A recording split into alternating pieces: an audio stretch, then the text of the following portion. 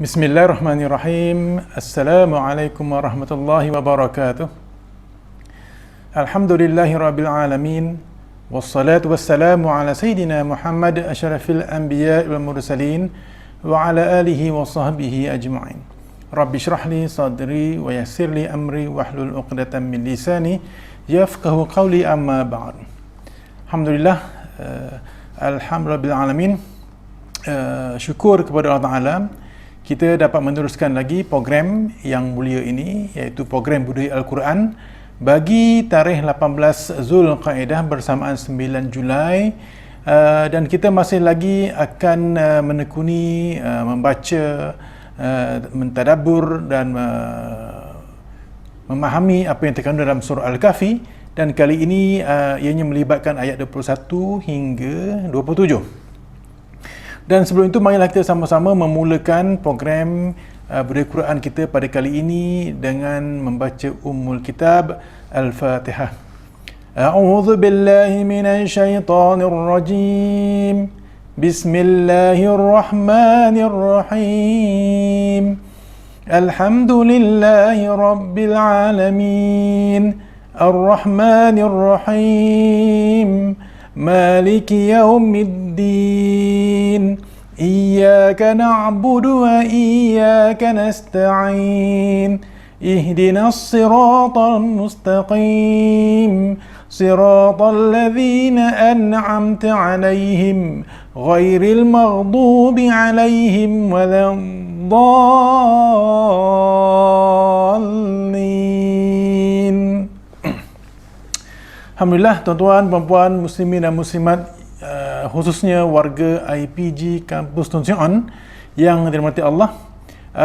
Bagi program ini, seperti biasa, untuk daftar kehadiran, bolehlah pergi ke pautan yang disediakan di bawah tajuk video YouTube, dan kita hari ini akan melihat kepada beberapa objektif. Yang pertama itu, seperti biasa, berkait dengan hukum dari segi bacaan, dari segi perkongsian hukum-hukum tajwid.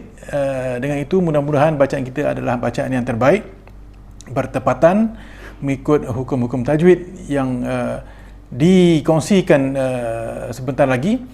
Dan objektif kedua dan ketiga lebih kepada meneliti secara teliti tentang apa yang kita baca bagi ayat 21 hingga 27, antaranya melibatkan tentang Ashabul Kahfi dari aspek bilangan mereka, kemudian juga dari kisah Ashabul Kahfi ini dari aspek konsep insya-Allah yang terkandung dalam ayat 23 hingga 27. Dan untuk bacaan kali ini, kita akan bersama sekali lagi dengan Al-Fadhil Ustaz M. Asrar bin Sidon. Dipersilakan Ustaz untuk memimpin bacaan kali ini, surah Al-Kahfi ayat 21. Silakan Ustaz. A'udzu billahi minasy syaithanir rajim.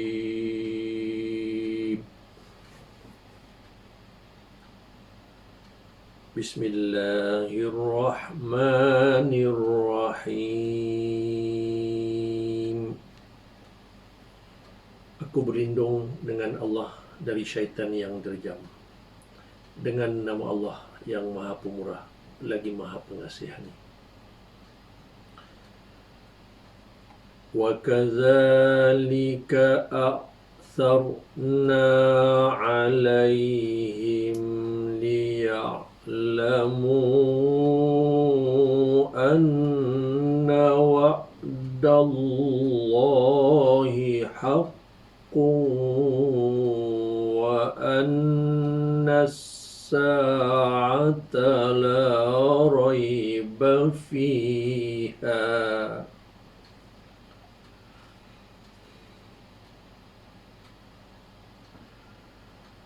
Wa anna as-sa'ata la rayba fiha idh yatanaza'una bainahum amrahum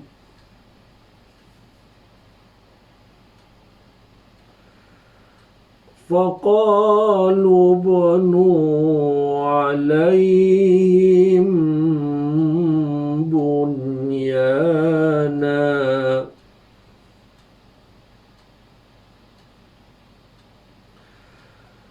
ربهم أعلم بهم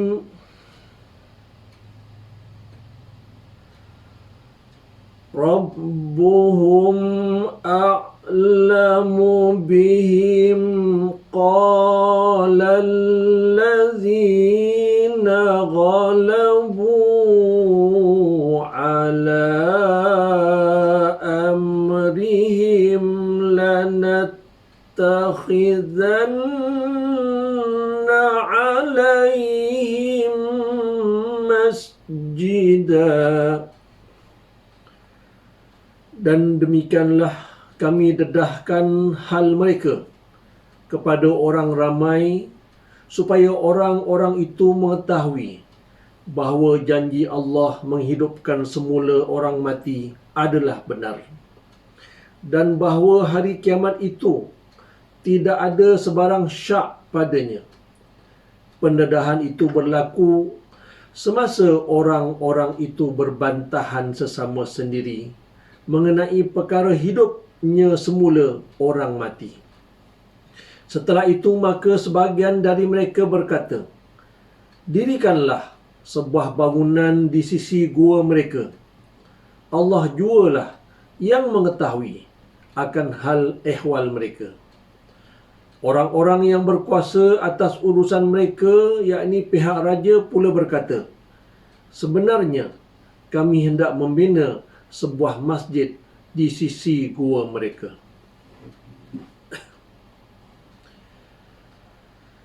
Sayaquluna salasatur rabi'uhum kalbuhum wa yaquluna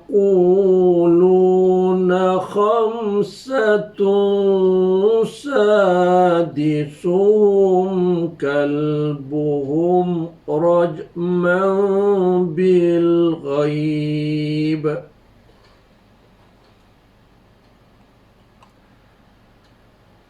وَيَقُولُونَ سَبْعَةٌ وَثَامِنُهُمْ كَلْبُهُمْ قُلْ رَبِّي أَعْلَمُ بِعِدَّتِهِمْ مَا يَعْلَمُهُمْ إِلَّا قَلِيلٌ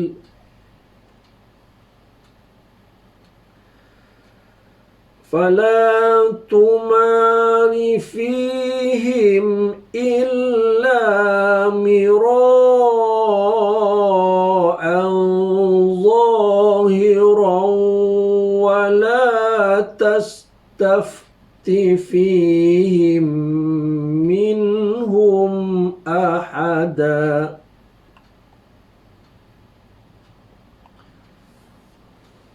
Sebahagian dari mereka akan berkata, bilangan Ashabul Kahfi itu 3 orang. Yang keempatnya ialah anjing mereka. Dan setengahnya pula berkata, bilangan mereka 5 orang. Yang keenamnya ialah anjing mereka. Secara meraba-raba dalam gelap akan sesuatu yang tidak diketahui. Dan setengahnya yang lain berkata, bilangan mereka 7 orang. Yang ke-8 ialah anjing mereka. Katakanlah, wahai Muhammad, Tuhanku lebih mengetahui akan bilangan mereka. Tiada yang mengetahui bilangannya, melainkan sedikit. Oleh itu, janganlah engkau berbahas dengan sesiapa pun mengenai mereka, melainkan dengan bahasan secara sederhana. Yang nyata keterangannya di dalam Al-Quran, dan jangan engkau meminta penjelasan mengenai hal mereka kepada seorang pun dari golongan yang membincangkannya.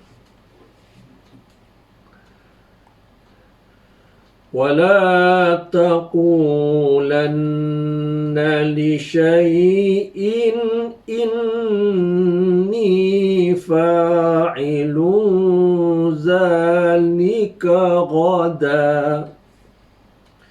Dan janganlah engkau berkata mengenai sesuatu yang hendak dikerjakan, bahawa aku akan lakukan yang demikian itu kemudian nanti. Illa an yasha Allah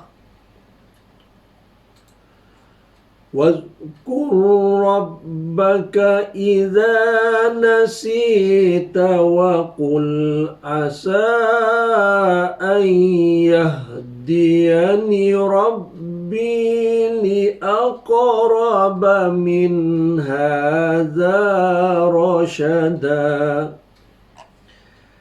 Melainkan hendaklah disertakan dengan berkata, insya Allah. Dan ingatlah, serta sebutlah akan Tuhanmu jika engkau lupa. Dan katakanlah, mudah-mudahan Tuhanku memimpinku ke jalan petunjuk yang lebih dekat dan lebih terang dari ini. وَلَبِثُوا فِي كَهْفِهِمْ 300 سِنِينَ وَازْدَادُوا 9. Dan mereka telah tidur dalam gua mereka 300 tahun dengan kiraan ahli kitab, dan 9 lagi dengan kiraan kamu. Qulillahu a'lamu bima labithu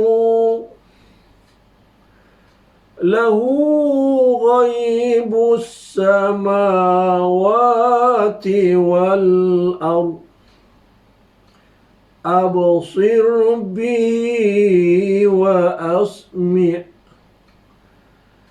ma lahum min dunihi min waliyyin wa la yushriku fi hukmihi ahada. Katakanlah, wahai Muhammad, Allah jua yang mengetahui tentang masa mereka tidur. Baginya lah tertentu ilmu pengetahuan segala rahsia langit dan bumi. Terang sungguh penglihatannya terhadap segala-galanya. Tidak ada bagi penduduk langit dan bumi pengurus selain daripadanya, dan ia tidak menjadikan sesiapa pun masuk campur dalam hukumnya. وَاتْلُ مَا أُوحِيَ إِلَيْكَ مِنْ كِتَابِ رَبِّكَ لَا مُبَدِّلَ لِكَلِمَاتِهِ وَلَنْ تَجِدَ مِنْ دُونِهِ multahada. Dan baca serta turutlah apa yang diwahyukan kepadamu dari kitab Tuhanmu. Tiada sesiapa yang dapat mengubah kalimah-kalimahnya, dan engkau tidak sekali-kali akan mendapat tempat perlindungan selain daripadanya. Sadaqallahul Azim.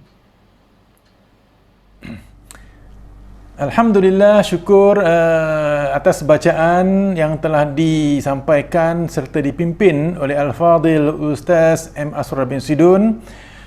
Juga terjemahan yang telah beliau sampaikan sebentar tadi. Dan marilah kita lihat terlebih dahulu daripada ayat-ayat yang kita bacakan tadi itu dari aspek tajwid. Jadi antaranya tuan-tuan, puan-puan, muslimin dan muslimat yang dirahmati Allah, Pertama sekali kita boleh merujuk kepada ayat yang ke-21, iaitu pada perkataan a'tharna. Wa kadzalika a'tharna. Jadi saya fokuskan di sini ialah tentang sebutan ra, iaitu ra ini bertanda mati dan sebelumnya ada huruf yang berbaris di atas. Ini adalah memberi isyarat kepada kita ra ini perlu dibaca secara tebal. Tafkhim, yang mana lawannya ialah ra dibaca nipis. Jadi hukum ra ini ada dua, nipis, tarqiq dan juga tebal, tafkhim. Dan di sini bacaan ra ini dibaca secara tebal ataupun tafkhim, iaitu panduannya apabila ra itu bertanda mati dan sebelumnya ada huruf yang berbaris di atas. A'thar. Dan kita seperti mana yang disebutkan sebelum ini, panduan bagi memudahkan untuk memastikan kita ini sebutan ra itu betul ke tidak tebalnya, maka bibir kita kelihatan muncung ke hadapan. A'thar, mana ada muncung ke belakang. Okey, baik. Kemudian seterusnya tuan-tuan, iaitu pada kalimat ayat yang sama juga, ayat yang ke-21, kita fokuskan kepada kalimat bunyana. Faqalu bnu alaihim bunyana. Baik, kalau kita perhatikan betul-betul apa yang kita nak kongsikan di sini, kita dapati hukumnya berkaitan dengan nun mati dan selepasnya ada ya. Maka kita akan ingat kepada hukum yang disebut sebagai idgham ma'al ghunnah, iaitu nun mati ataupun tanwin yang bertemu dengan 4 huruf, iaitu mim, nun, waw ataupun ya, maka kita akan teringat itu adalah hukum idgham ma'al ghunnah. Dilihat di sini kelihatan, ya betul, sama. Seolah-olah nun mati bertemu ya. Maka hukumnya idgham ma'al ghunnah. Adakah begitu? Baik tuan-tuan, hukum di sini sebenarnya bukan idgham ma'al ghunnah, tetapi nun mati bertemu ya di sini ianya perlu diizharkan sebutan nun, bun, diizharkan, dinyatakan sebutan nun, bunyana. Bukannya diidgham serta dengung, tidak. Seolah-olah bukan begitu. Ini yang dikatakan izhar mutlak. Dan dalam Al-Quran ada beberapa hukum berkaitan dengan perkara ini. Inilah 4 kalimat yang termasuk dalam hukum izhar mutlak. Sinwan, jadi nun mati dilihat seolah-olah bertemu dengan waw. Jadi bukan idgham ma'al ghunnah, dibaca secara izhar, sin. Baik. Kedua, qinwan, nun mati bertemu dengan waw, tidak berkait dengan idgham ma'al ghunnah tetapi dibaca secara izhar halqi, izhar mutlak. Maaf tuan-tuan, qinwan. Dan ini adalah yang contoh ketiga, sama seperti yang kita baca dalam ayat di sini, iaitu bunyan, ya. Ini dia bunyan. Dan kalimat yang keempat dunya, ad-dunya. Okey, baik. Jadi kita dah faham, bagi 4 kalimat ini walaupun ada nun mati bertemu dengan huruf waw ataupun ya, ianya bukan sebahagian daripada hukum idgham ma'al ghunnah. Malah hukumnya yang betul ialah izhar mutlak. Apabila sebut izhar, sebutan nun perlulah dibaca, disebut, dilafazkan dengan jelas. Okey, baik tuan-tuan. Kemudian kita beralih kepada kalimat yang lain pada ayat yang ke-22. Di sini saya fokuskan kepada kalimat ini. Qur Rabbi, iaitu ada huruf lam yang dilihat kosong, maksudnya bertanda mati. Ini adalah memang dalam sistem rasam Uthmani, juga berkait tentang dhabtul Al-Quran ataupun dawabit Al-Quran, tanda-tanda bacaan. Apabila kosong itu, maka huruf itu sebenarnya mengandungi tanda mati, ya. Nah, selepasnya ada huruf dan huruf itu bersabdu, maka ini telah pun memudahkan tanda-tanda ini bagi bacaan kita di sini, iaitu berkait dengan idgham, iaitu Terus kita masukkan bunyi lam ke dalam ra. Sekali lagi, bunyi atau sebutan huruf lam dimasukkan ke dalam huruf ra. Apabila saya menyebut dimasukkan, maka dalam hukum tajwid perkataan itu dimasukkan itu disebut sebagai idgham. Baik, wa qur rabbi, terus masuk kepada sebutan ra, ya. Okey, baik. Ini juga berkait dengan jenis-jenis idgham yang telah dinyatakan beberapa kali sebelum ini, antaranya idgham mutamathilain, idgham mutajanisain, idgham mutaqaribain. Ini adalah idgham mutajanisain sebab lam dan ra ini hampir makhrajnya ataupun sama makhrajnya, ya. Al-ar, cuba kita sebut al, maka berkait dengan lidah, hujung lidah. Ar juga berkait dengan hujung lidah, jadi makhraj yang sama, cuma dipandukan, dipermudahkan dengan tanda-tanda ini, maka sebutan ini dimasukkan, sebutan lam dimasukkan ke dalam sebutan ra, dipermudahkan melalui tanda sabdu. Qur, terus kepada ra, qur, itu idgham, ya. Baik tuan-tuan, alhamdulillah. Dan kita akan lihat lagi pada ayat yang lain, ayat yang ke-23. Ini juga tentang tanda, ya, iaitu dalam Rasam Osmani ada tanda bulat seperti ini. Tanda bulat seperti ini ada terletak di huruf-huruf tertentu dengan memberi isyarat supaya huruf-huruf ini tidak mengandungi apa-apa dari segi panjang ataupun pendek. Tidak ada apa-apa fungsi. Jadi bacaannya li syai, terus masuk kepada ya ini bertanda mati, li syai. Jadi tidak ada dibaca li sya, tidak dibaca begitu sebab kita telah pun dipandukan dengan tanda ini. Ini pun juga sebahagian daripada dhabtul Quran, ya. Tanda, dhabtu tanda. Kalau dawabit, tanda, ya. Dot, ba, ta, tanda. Baik, kemudian kita pergi ke ayat yang berikutnya, ayat ke-24. Kita akan melihat ini adalah satu contoh yang hukumnya telah pun kita sentuh pada bacaan yang lepas. Kita perhatikan ada dua huruf yang sama. Yang pertama di sini hujung satu kalimat, yang kedua di sini di awal kalimat berikutnya. Yang pertama ini, huruf yang pertama kosong, maknanya dia menerima tanda mati. Yang kedua berbaris serta bersabdu, maka ini adalah juga idgham, iaitu bunyi huruf yang pertama dimasukkan, kita ingat tadi, iaitu idgham. Jadi dimasukkan ke dalam sebutan huruf kedua. Jadi memang mudah sahaja sebab telah ada tanda-tanda. Wadhkur rabbaka. Cuma idgham apa jenisnya? Maka idgham ini ialah oleh kerana kedua hurufnya adalah sama, maka disebut sebagai idgham mutamathilain.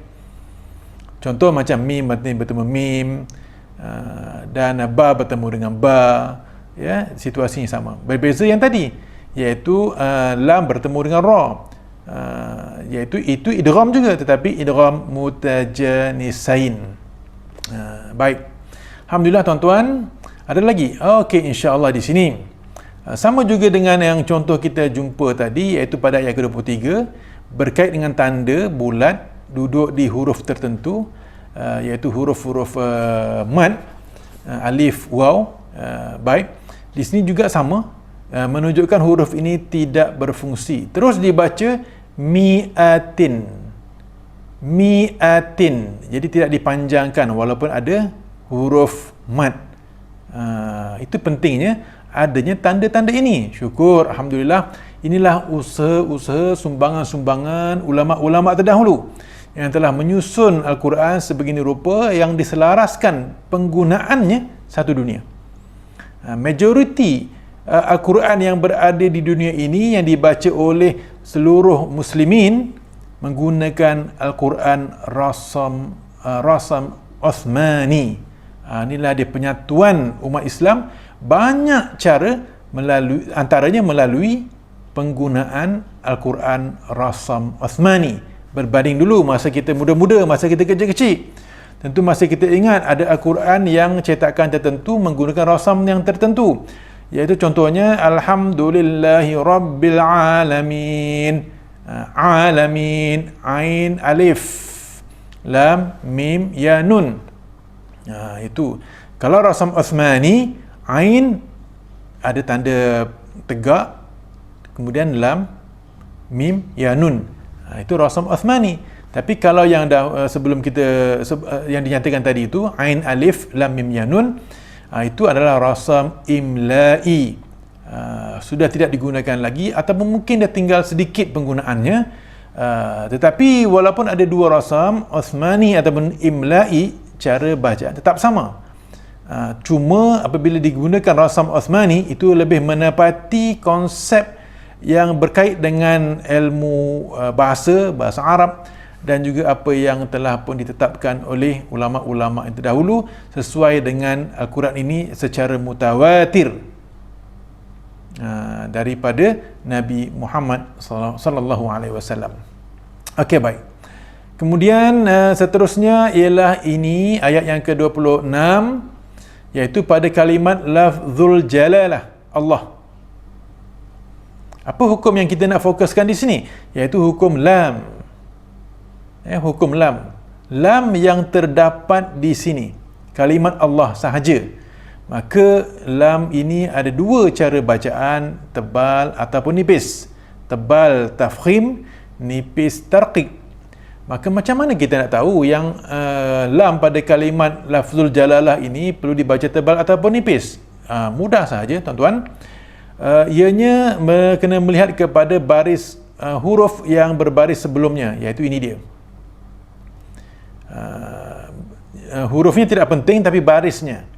Kalau barisnya bawah, maka lam pada lafzul jalalah ini dibaca nipis. Tetapi kalaulah baris ini baris atas ataupun baris depan, maka lam pada lafzul jalalah ini dibaca tebal. Contoh qulillah. Bila nipis saja bibir kita sengih.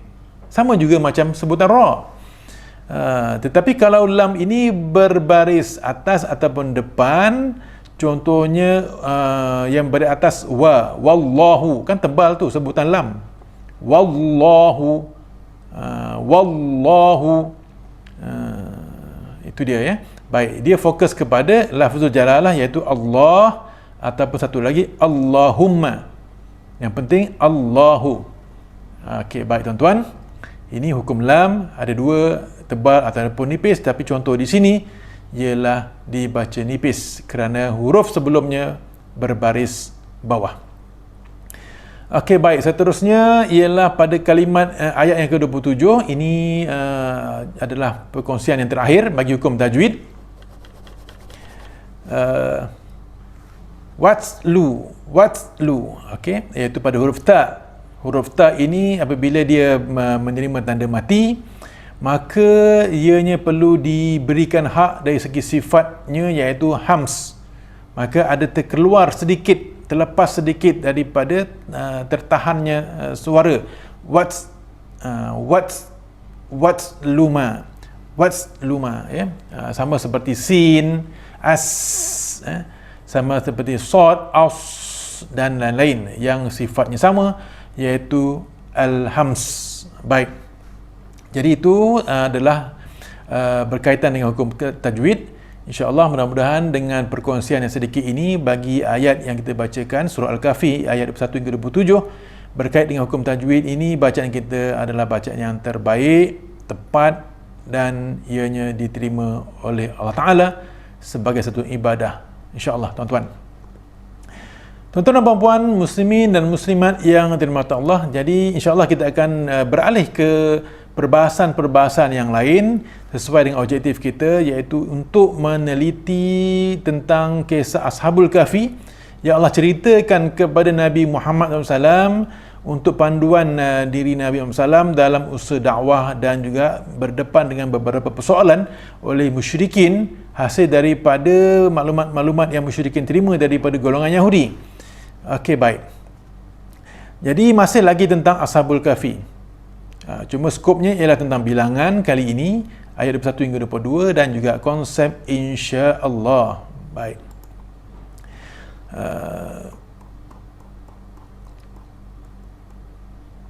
Apabila kita meneliti kepada ayat yang ke-21 yang kita bacakan tadi ini, kita dapati di sini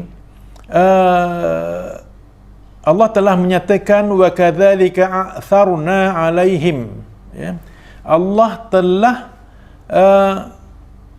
mendedahkan hal mereka kepada orang ramai. Sedangkan ayat sebelumnya kita telah tahu bahawa mereka ini cukup berhati-hati. Salah seorangnya memberi pesan kepada seorang yang hendak ke pasar mencari makanan agar tidak membuat sesuatu yang menarik perhatian supaya dikenali. Tetapi ini adalah kekuasaan Allah Subhanahu Wa Taala. A'tharna, kami mendedahkan kepada mereka, ke atas mereka. Bagaimana ini boleh berlaku? Iaitu melalui pakaian mereka. Setelah satu tempoh yang lama berada di dalam gua Al-Kahfi, yang seterusnya mereka disedarkan dan mereka perlu mencari sesuatu dengan sedikit wang yang mereka ada, maka penampilan mereka itu akhirnya telah membuka mata masyarakat ketika itu. Ini semua telah pun Allah takdirkan ke atas mereka dengan satu tujuan, iaitu liya'lamu anna wa'dallahi haqq, supaya mereka itu mengetahui bahawa janji Allah adalah benar. Janji Allah adalah benar, iaitu menghidupkan semua orang mati. Tidak ada masalah bagi Allah Ta'ala. Juga nak dibawa hal ini kepada satu pemahaman bahawa hari kiamat nak dikaitkan. Kalau ini adalah tidak mustahil untuk Allah ciptakan, maka begitu juga dengan penciptaan yang lain yang berkait dengan perkara-perkara akan datang. Wa anna sa'ata la raiba fiha. Maka tidak ada perkara yang mustahil juga Allah nak mengadakan hari kebangkitan, hari kiamat, hari akhirat. Maka Allah telah memberi contoh-contoh yang konkret bagi memahami sesuatu yang akan berlaku, juga sebahagian daripada perkara-perkara ghaib. Inilah dia hebatnya pendekatan yang Allah selitkan dalam Al-Quran supaya kita mengambil satu pengajaran untuk mempelbagaikan cara, mempelbagaikan metod dalam menyampaikan sesuatu, supaya sasaran kita itu boleh memahami dengan baik secara waras. Ini dia. Dan ketika ini masyarakat ketika ini mereka dalam keadaan yang masih belum menerima hakikat bahawa akan wujudnya hari akhirat, akan wujudnya hari kiamat. Maka inilah cerita yang Allah nak berikan kepada Nabi Muhammad SAW agar ianya disampaikan kepada umatnya bahawa kalau mereka boleh ditidurkan dalam tempoh yang lama, dan kalau Allah boleh membangkitkan semula setelah itu, dan akhirnya itu ditunjukkan kepada masyarakat ketika itu. Jadi ini semua adalah juga tidak mustahil untuk Allah adakan apa sahaja yang sebelumnya tidak ada. Kita sebelum ini tidak ada, berada di alam roh. Setelah berada di atas muka bumi ini, kita dimatikan, berada di alam kubur, alam barzakh. Dan selepas itu kita akan dibangkitkan semula, berada di alam hari akhirat. Ini semua tidak mustahil, dan ianya boleh manusia terima dengan hati yang terbuka kalau boleh menerima perkara ini, iaitu kisah pemuda Al-Kahfi ini. Dan kisah pemuda Al-Kahfi ini diterima ceritanya oleh bukan sahaja kita, malah mereka yang beragama selain berislam. Carilah di internet, banyak cerita dan juga gambar-gambar yang ditulis sama ada dengan tulisan Arab ataupun tulisan Inggeris ataupun apa juga bahasa tentang mereka ini.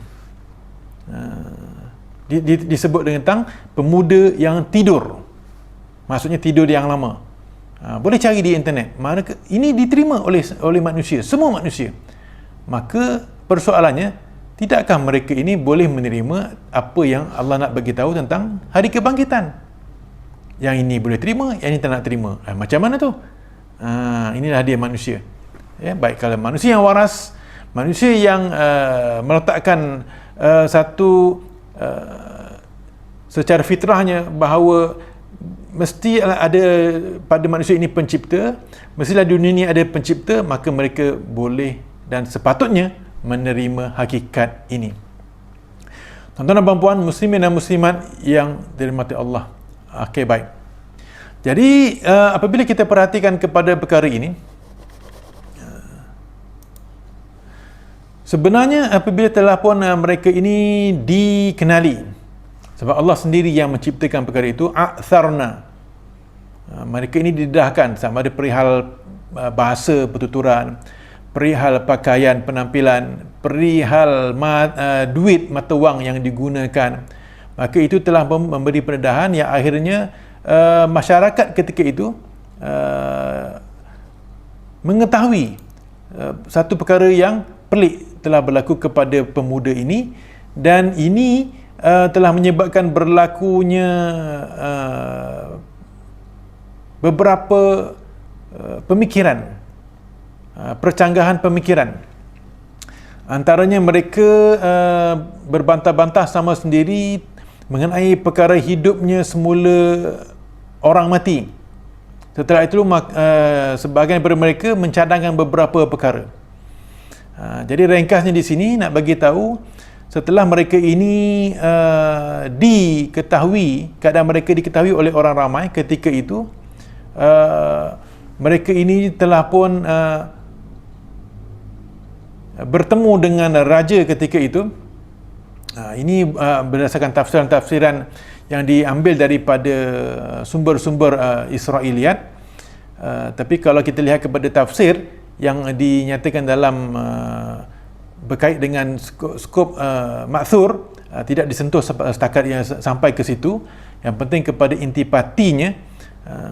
Jadi mereka ini bersisian pendapat dari segi nak menetapkan sama ada nak buat ataupun nak bina bangunan di sisi gua ini ataupun nak buat apa. Jadi ada yang mencadangkan iaitu dirikanlah sebuah bangunan di sisi gua. Allah juga, tapi di sini dinyatakan bahawa Rabbuhum a'lamu bihim. Bila dah buat bangunan, Allah lebih mengetahui tentang mereka itu. Berdasarkan satu riwayat, mereka ini setelah diketahui keadaannya oleh masyarakat ketika itu, mereka telah pun dimatikan oleh Allah Ta'ala. Jadi persoalannya ialah masyarakat yang hidup ketika itu, ketika mereka ini telah pun dibangkitkan. Jadi apa yang mereka nak buat? Ada yang kata dirikanlah sebuah bangunan di sisi gua tersebut, ibnu alaihim bunyana. Satu pendapat. Ada juga satu lagi pendapat majoriti, qala allazina ghalabu ala amrihim lanattakhidhanna alaihim masjida. Ada yang mencadangkan ini adalah merupakan pendapat yang berkait dengan pihak pemerintah ketika itu, setelah berkesempatan bertemu dengan pemuda-pemuda Al-Kahfi ini, setelah melawat tempat mereka. Jadi mereka mencadangkan sebenarnya kami hendak membina sebuah masjid di sisi gua tersebut. Ini bukan masjid ini apa yang disebut sebagai masjid seperti sekarang ini. Ini adalah sebagai tempat atau rumah ibadat sesuai dengan agama mereka ketika itu. Dan berdasarkan satu riwayat, agama masyarakat setelah pemuda ini dibangkitkan, iaitu merupakan agama Nasrani. Agama Nasrani. Jadi mereka nak membina sebuah rumah ibadat. Ini yang dikatakan satu pandangan cadangan yang bijaksana, yang meletakkan apa saja nak dibuat berkait dengan ibadat. Okey, baik. Jadi apa yang paling penting di sini ialah tindakan yang perlu dirancang dan dilaksanakan haruslah ianya langsung berkait dengan hubungan antara hamba dengan Allah Ta'ala. Itu yang dikatakan la nattakhidhanna alaihim masjida. Sebab persoalan pemuda ini adalah persoalan yang tidak diketahui secara terperinci. Hanya pemuda itu saja yang tahu. Itu pun sedikit antara mereka sebelum ditidurkan dengan selepas mereka dibangkitkan. Dalam fatrah tempoh mereka ditidurkan, wallahu alam, Allah yang lebih mengetahui. Jadi bagi mereka yang berpandangan bijaksana, jadi mereka memilih untuk mendirikan rumah ibadat supaya apa juga perkara ianya langsung ada hubungan dengan Sang Pencipta yang Maha Berkuasa. Inilah pengajarannya. Sebab itu tuan-tuan dan puan-puan, apabila kita ada masalah-masalah tertentu, persoalan-persoalan, jangan sekali-kali diabaikan persoalan hidup kita dengan Allah Subhanahu Wa Taala. Sebab itu contoh yang lain berkait dengan sirah nabawiyah ialah apabila Nabi mendapat satu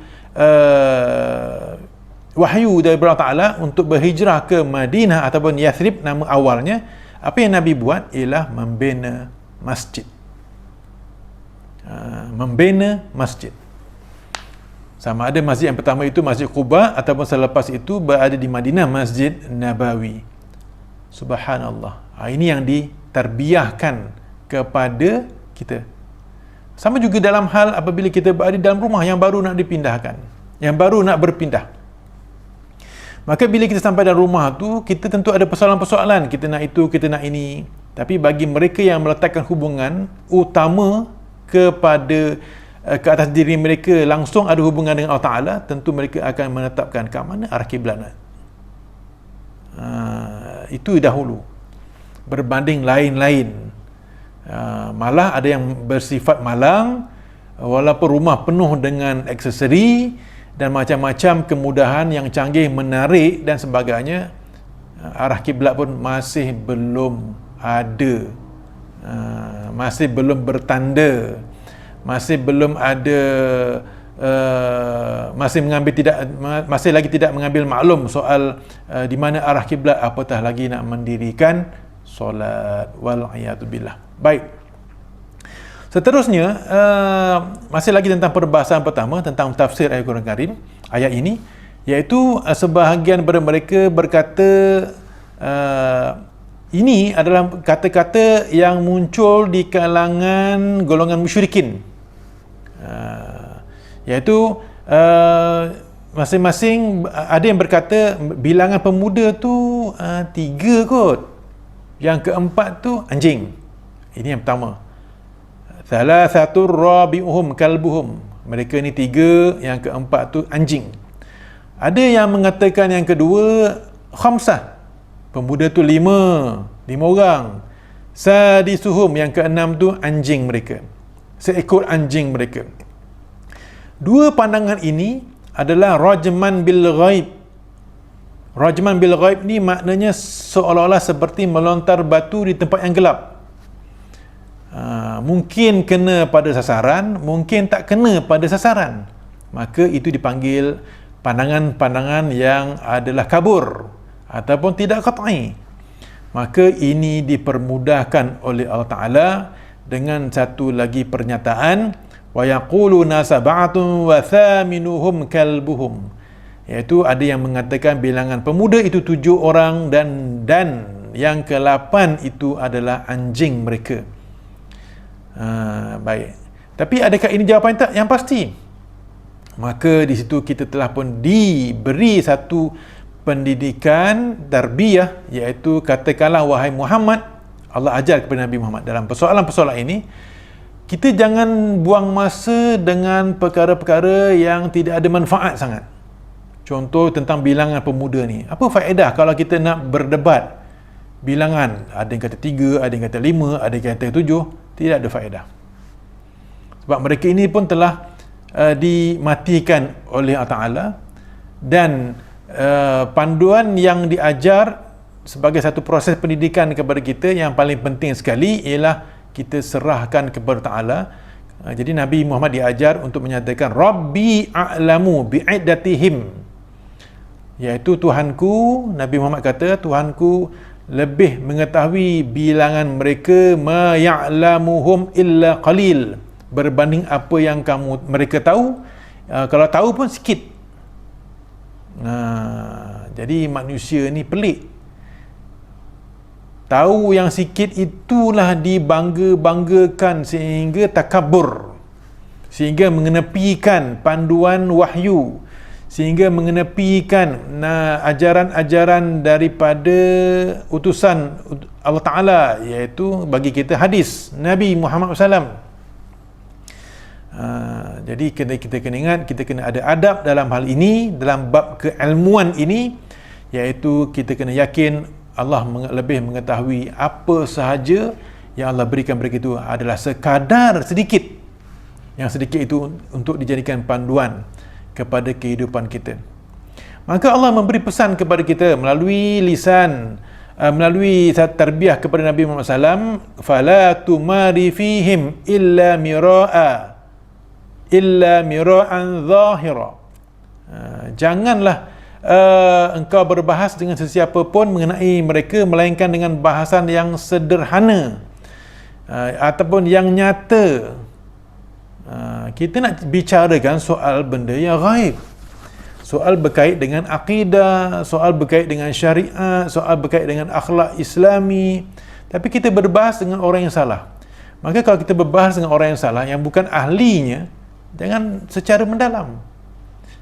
Iaitu perkara yang berkait dengan asas-asas sahaja, yang ringan-ringan sahaja. Malah satu lagi, Allah beri satu panduan kepada kita soal berbahas ini kepada mereka yang bukan ahlinya, iaitu wala tastafti fihim minhum ahada, iaitu jangan engkau meminta penjelasan mengenai hal mereka kepada seorang pun dari golongan yang membincangkannya. Kita orang Islam, kita membicarakan, kita menguruskan hal ehwal Islam. Maka larangan kepada kita sebagai panduan ialah jangan kita minta penjelasan hal ehwal Islam kepada mereka yang bukan ahlinya. Ini panduan. Ini adalah panduan dalam nada yang cukup tegas. Sekali kita lihat, iaitu soal keilmuan ini ada adab-adabnya yang kita tahu ini, sama ada kita pakar ataupun kita alim ataupun kita apa saja istilah yang ada pada manusia yang memberi maksud hebatnya ilmu, itu adalah sebenarnya qalil, sedikit sahaja di sisi Allah Subhanahu Wa Taala. Maka dalam bab keilmuan juga diberi maklum kepada kita dalam bab mengurus hal ehwal agama, maka kita jangan berbahas dengan mereka yang bukan ahli, melainkan perkara yang ringan dan jelas. Serta amaran yang tegas, iaitu jangan mengambil penjelasan, jangan meminta fatwa, jangan pula kita nak rujuk kepada mereka yang bukan ahli soal agama. Itu dia tuan-tuan, puan-puan, muslimin dan muslimat yang dirahmati Allah. Satu perkara yang perlu diingat, bukan semua perkara boleh ditoleransi dengan mereka yang bukan ahli. Okey, baik. Jadi itu perbahasan tersebut telah pun melengkapkan perbahasan kita yang pertama, iaitu pada objektif yang kedua, untuk memberi maklum kepada kita bahawa beberapa persoalan yang musyrikin nyatakan tentang Ashabul Kahfi ini, iaitu tentang bilangan, kemudian tentang di sini bilanganlah terlebih dahulu, jadi janganlah kita fokuskan perkara yang tidak penting. Yang kita nak ambil ialah pengajarannya, iaitu pengajaran daripada pemuda Kahfi ini, iaitu mengangkat kedudukan keesaan terhadap Allah Subhanahu Wa Taala. dan keberanian mempertahankan akidah yang hak. Okey, baik tuan-tuan puan-puan. Baik, kita masuk kepada perbahasan yang kedua, iaitu konsep insya-Allah. Ini dinyatakan oleh Allah Ta'ala dalam ayat 23 hingga ayat berikutnya, iaitu kata Allah beri panduan kepada Nabi Muhammad SAW, janganlah engkau berkata mengenai sesuatu yang hendak dikerjakan, kita kata begini, inni fa'ilun dzalika ghada. Baik, aku akan buat perkara ini besok. Jadi ungkapan ini jangan dilafazkan, jangan diamalkan. Yang besok ini sebahagian daripada perkara ghaib, tak tahu pun apa nak jadi esok. Yang tahu ialah Allah Subhanahu Wa Taala. Ini adalah berkait dengan diri Nabi Muhammad SAW, iaitu apabila persoalan-persoalan tentang Ashabul Kahfi ini, mereka minta penjelasan daripada Nabi Muhammad SAW. Betul, sebahagian daripada beberapa perkara wahyu turun segera, dan Nabi Muhammad SAW segera juga menyampaikan dan menjelaskan kepada umat manusia ketika itu, sama para sahabat, golongan musyrikin dan sebagainya. Ada kalanya wahyu lewat turun, jadi Nabi menunggu. Jadi ada kebiasaannya Nabi mengamalkan, melafazkan insya-Allah jika diizinkan Allah. Tapi di sini Allah Ta'ala mentakdirkan Nabi lupa untuk menyebut perkara tersebut. Jadi ungkapan inni fa'ilun dzalika ghada ini jadi ditegur oleh Allah Ta'ala atas asas lupa. Sebab itu adalah sifat biasa, manusia biasa. Okey, ini juga sebahagian daripada sifat-sifat yang harus bagi Rasul, cuma tidak sampai kepada menjejaskan kerasulan para rasul dan juga Nabi.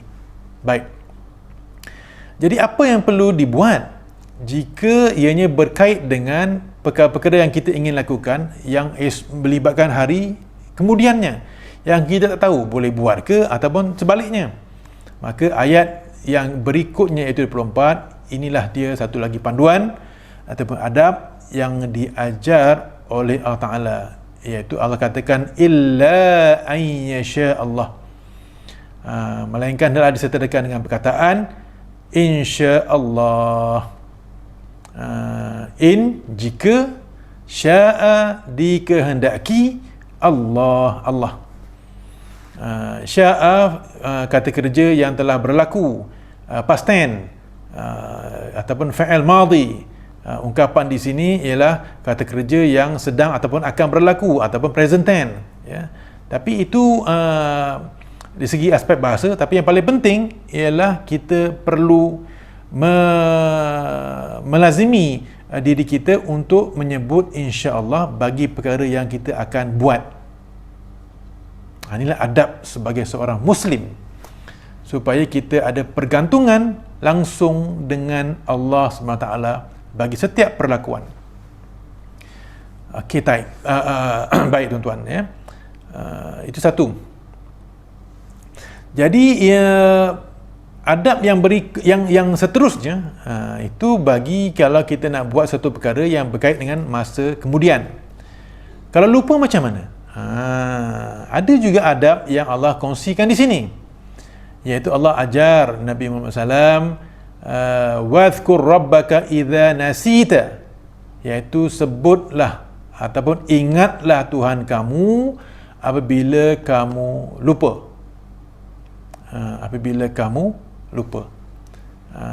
Dan katakanlah, wahai Muhammad, asa ayyahdiyani rabbi li aqraba min hadha rasyada. Kita pun doa, mudah-mudahan Tuhanku membimbingku ke jalan petunjuk yang lebih dekat dan lebih terang dari ini. Jadi selain daripada insya-Allah, bagi nak buat perkara yang akan datang, kita diajarkan adab kalau terlupa apa nak buat, iaitu kita kena mengingat, berzikir, berzikir, banyak-banyakkan berzikir, mengingat nama Allah, menyebut nama Allah, subhanallah contohnya, ataupun apa sahaja berkait dengan nama-nama Allah, dan kita iringi dengan doa, iaitu mudah-mudahan Allah pimpin kita ke jalan petunjuk yang lebih dekat dan lebih terang. Sebab kita kena terima hakikat, kita adalah manusia. Kita adalah manusia. Hebat macam mana pun, kita akan berdepan dua perkara ini, iaitu tak tahu perkara akan datang, dan kita berisiko dengan sifat lupa. Tuan-tuan dan puan, muslimin dan muslimat yang dirahmati Allah. Dan apabila kita bicarakan soal lupa ini, mari kita bicarakan ataupun kongsikan apa perkara yang boleh menjadi panduan kepada kita secara panduan Quran dan juga hadis Nabi Muhammad SAW. Okey, baik.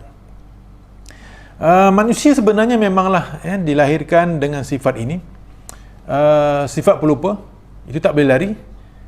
Dan kalimat insan juga ambil daripada kalimat ini, dan satu ungkapan disebut wa ma summiyal insanu illa linasihi, dan tidaklah dinamakan manusia itu melainkan kerana sifat pelupanya. Sampaikan ada ungkapan macam itu nak gambarkan hakikat manusia.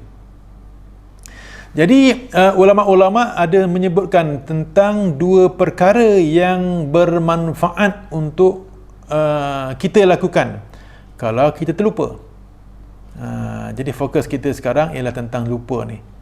Nak buat perkara yang akan datang, kita lazimkan untuk amalkan sebutan insya-Allah. Itu satu. Tapi kalau lupa, ada ulama-ulama mengajar kepada kita untuk kita membiasakan diri dengan dua perkara. Pertama, iaitu menyebut nama Allah. Inilah dia dalilnya.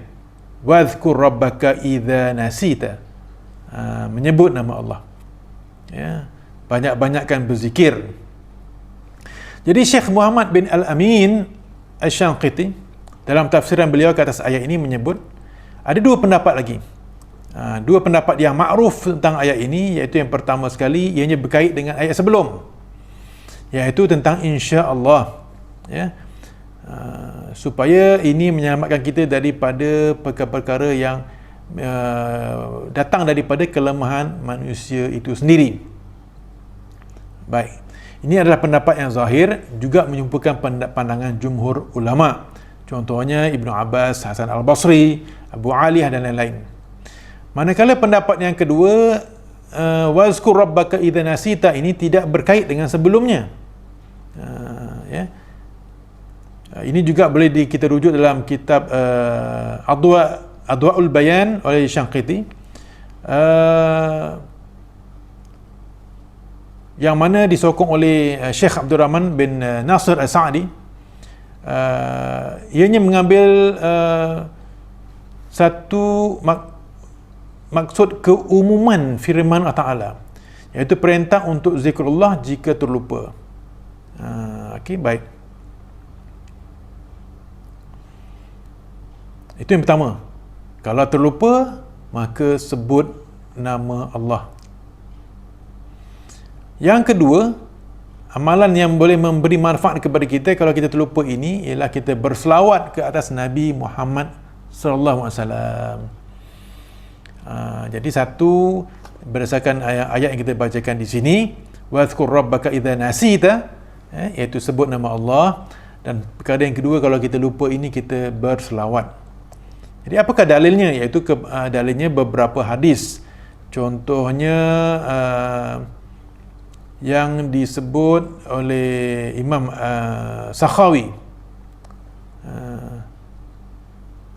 Itu bukan hadis, itu yang disebut oleh Imam Sakhawi, yang maksudnya ada pun selawat ke atas Nabi Muhammad SAW bagi mereka yang terlupa akan sesuatu atau hendak mengingati semula. Begitu juga bagi mereka yang takut terlupa. Jadi tiga situasi ini insya-Allah boleh diselesaikan dengan amalan banyakkan berselawat, insya-Allah. Dan tentang berselawat ini sebagai satu solusi kepada masalah lupa ini, juga didatangkan daripada satu hadis daripada Anas, ya, yang bermaksud apabila kamu terlupa akan sesuatu maka berselawatlah ke atasku, nescaya kamu akan mengingati perkara tersebut, insya-Allah. Ya. Ada hadis yang lain, hadis daripada Uthman bin Abi Harb al-Bahili. Maksudnya, sesiapa yang hendak membacakan sesuatu hadis lalu dia terlupa akannya, maka hendaklah dia berselawat ke atasku. Sesungguhnya selawatnya ke atasku adalah sebagai ganti dari hadisnya, dan mudah-mudahan dengan berselawat dia akan mengingatnya semula. Okey, ada satu lagi hadis daripada Abu Hurairah radhiyallahu anhu, yang maksudnya sesiapa yang takutkan ke atas dirinya sifat pelupa, maka hendaklah dia berselawat ke atas Nabi sallallahu alaihi wasallam. Baik. Ada lagi hadis-hadis yang lain, iaitu hadis daripada Anas bin Malik radhiyallahu anhu, yang maksudnya apabila kamu terlupa akan sesuatu maka berselawatlah ke atasku, nescaya kamu akan mengingati perkara tersebut, insya-Allah. Baik. Namun begitu, hadis-hadis yang saya nyatakan tadi, 1, 2, 3 dan 4 hadis ya, ini adalah merupakan hadis-hadis yang dhaif, ya, dan dhaif. Tetapi apa yang kita boleh simpulkan ialah berkait dengan lupa ini, secara qat'inya, secara yang jelasnya ialah kita sebut nama Allah, kita banyakkan zikrullah. Okey, ini jelas ada sumber yang ma'thur, iaitu ayat Quran ini, surah Al-Kahfi ayat 24. Dan kita juga dianjurkan untuk membaca doa, Allahumma dzakirni ma nusitu wa alimni ma jahiltu, macam dalam doa khatam Al-Quran. Baik tuan-tuan, itu dia. Tapi berkait dengan cara yang kedua untuk masalah lupa ini, iaitu berselawat kepada Nabi Muhammad SAW, walaupun saya nyatakan tadi empat hadis itu adalah hadis dhaif, tetapi ianya boleh dijadikan amalan yang melibatkan bab fadilat amalan. Hadis-hadis dhaif memang betul tidak boleh dijadikan hujah, tetapi boleh dijadikan amalan. Inilah yang dipegang oleh masyhur ulama ataupun jumhur ulama, ya. Contohnya disebut sebagai oleh Imam Ibnu Hajar Al-Asqalani dan lain-lain. Jadi insya-Allah mudah-mudahan dengan bacaan yang kita lihat dalam ayat 24 ini, kita mendapat satu panduan bagi kehidupan kita, bagi memastikan kehidupan kita ini adalah sentiasa berada di landasan yang betul sebagai Muslim sejati, iaitu sentiasa ada hubungan dengan Allah SWT dalam hal melakukan perkara yang akan datang ataupun dalam hal terlupa bagi sesuatu perkara. Tuan-tuan dan puan-puan, muslimin dan muslimat yang dirahmati Allah. Dan akhirnya, persoalan tentang Ashabul Kahfi ini, selain daripada bilangan mereka, juga dipersoalkan oleh musyrikin tentang tempoh mereka ditidurkan. Maka ini dijawab, iaitu mereka ditidurkan dalam gua selama 300 tahun. 300 tahun. Dan Allah tambah lagi dengan perkataan wazdadu tis'a, dan ditambah lagi dengan 9 tahun. Bila ini dinyatakan kepada mereka, mereka yang memberi persoalan kepada Nabi Muhammad SAW, macam mana ada 309?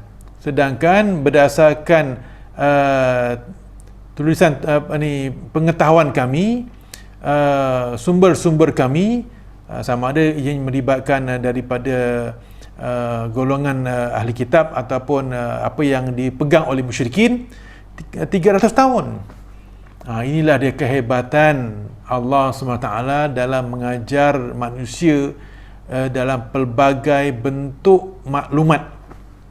Betul 300 tahun, dan betul juga 309 tahun. Masya Allah.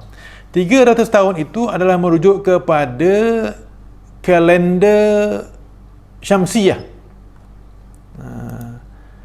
mengikut kiraan matahari macam yang kita gunakan sekarang ini, Januari, Februari, Mac sampai bila-bila, ya.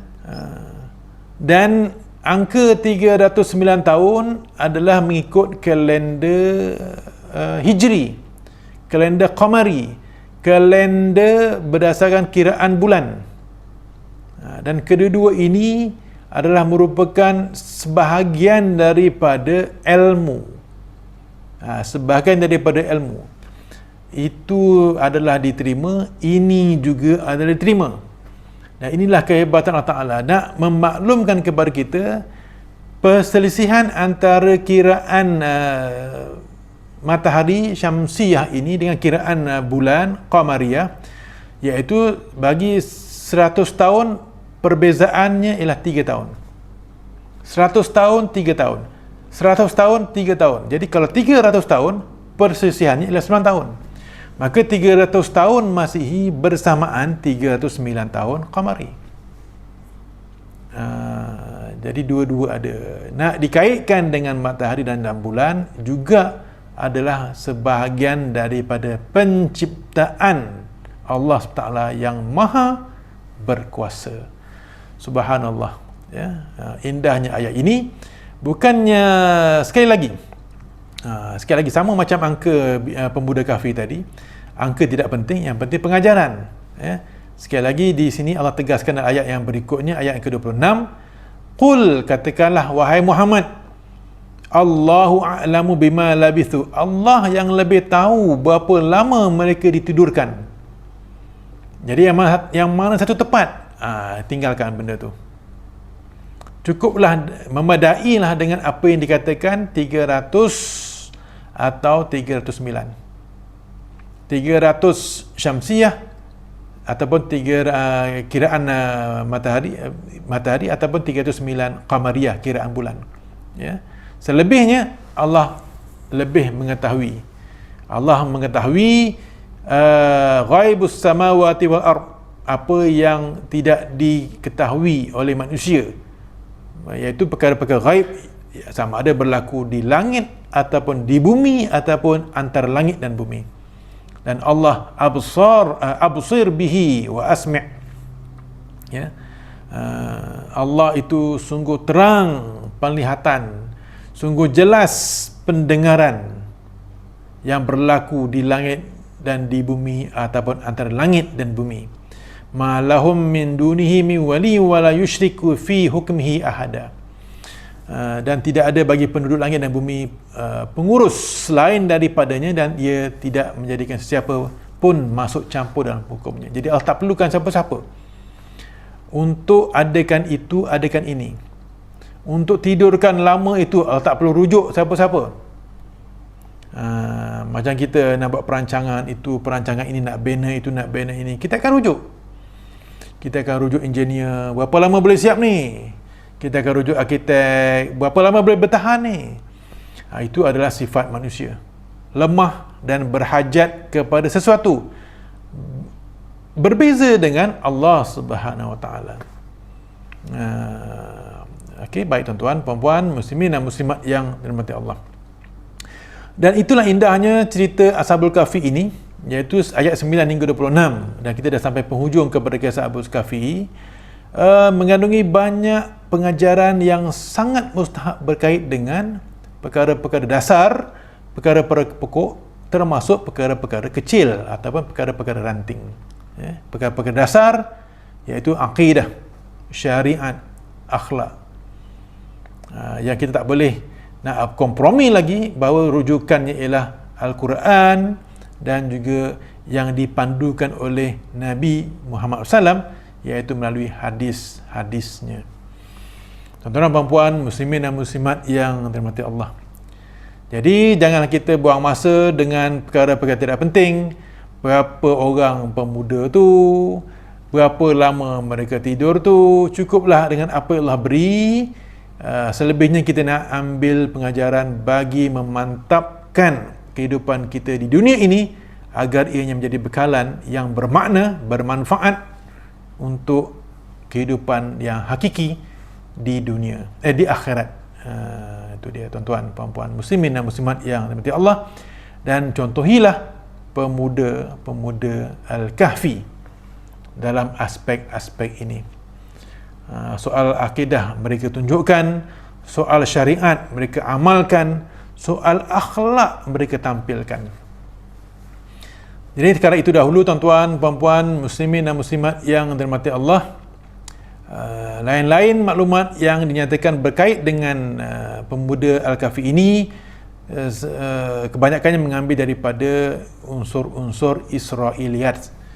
Itu dari segi kaedahnya kita boleh dengar dan tahu saja, tapi tidak boleh diambilkan sebagai satu panduan kehidupan hukum. Tidak boleh. Maka bergantunglah kita kepada Al-Quran dan hadis Nabi Muhammad sallallahu alaihi wasallam serta petunjuk daripada ijma' ulama. InsyaAllah kita akan selamat di dunia dan juga di akhirat. Tuan-tuan dan puan muslimin dan muslimat yang dirahmati Allah,